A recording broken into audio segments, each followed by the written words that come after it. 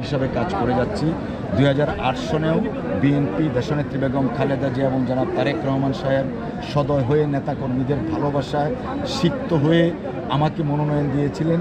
সেই তখন থেকেই এই এলাকার মানুষের জন্য কাজ করছি, তাদের উন্নয়নের জন্য কাজ করছি।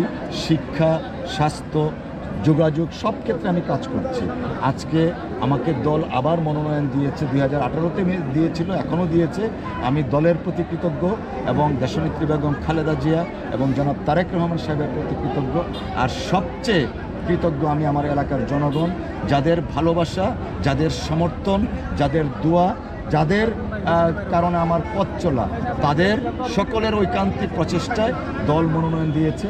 আমরা প্রত্যাশা করছি ইনশাআল্লাহ ফেব্রুয়ারি প্রথমার্ধে প্রফেসর ইউনূস সাহেব যে ঘোষণা দিয়েছেন নির্বাচনের, সেই নির্বাচনটা অনুষ্ঠিত হবে এবং ন্যায়ের পক্ষে, গণতন্ত্র সুরক্ষার জন্য এবং মানবাধিকার প্রতিষ্ঠা তথা অত্র এই অঞ্চলের সার্বিক উন্নয়নের জন্য জনগণের কাছে আমি যাচ্ছি।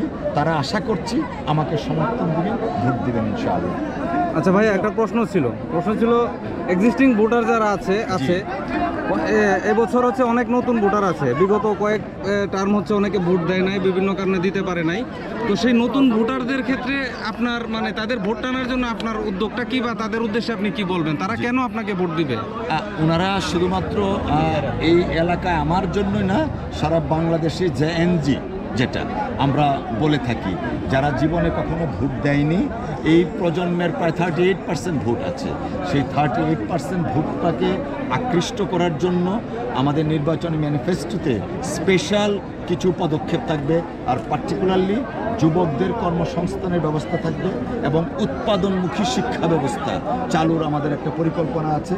যেমন আমরা সবাই মেট্রিক, ইন্টারমিডিয়েট পাশ করে বিএমএ পাশ করি, দেখা যায় যে বিএমএ পাশ করার পর অনেকে চাকরি হচ্ছে না। আমাদের দরকার কর্মসংস্থান। সেই কর্মসংস্থানের জন্য স্পেশালাইজড আমাদের এডুকেশান ইন্ট্রোডিউস করা হবে।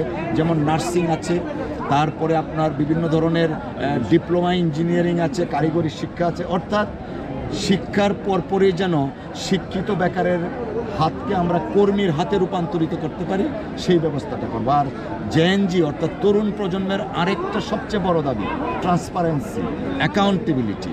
আমি এই এলাকা সহ বিএনপি একটা জিনিস নিশ্চিত করবে, আগামী দিনের বিএনপি যদি সরকার গঠন করে জবাবদিহিতা থাকবে এবং আমরা যে কমিটমেন্ট করব সেই কমিটমেন্টগুলো বাস্তবায়নের জন্য তরুণ প্রজন্মের কমিটমেন্ট, তরুণ প্রজন্মকে সাথে নিয়ে আমরা কমিটমেন্টগুলো বাস্তবায়িত করবো ইনশাআল্লাহ।